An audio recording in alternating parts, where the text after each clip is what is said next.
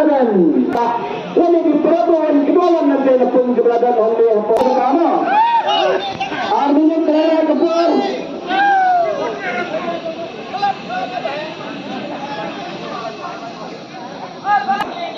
Ini poin pintu, ini itu kebelana. Baik, kini orang ini berapa baik? Ya kita lihat. Kini sebagai Rasim mengirim apa? Baik tu. Begitu.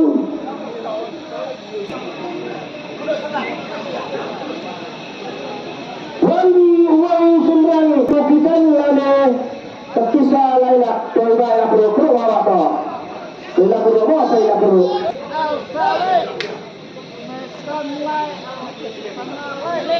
Bro.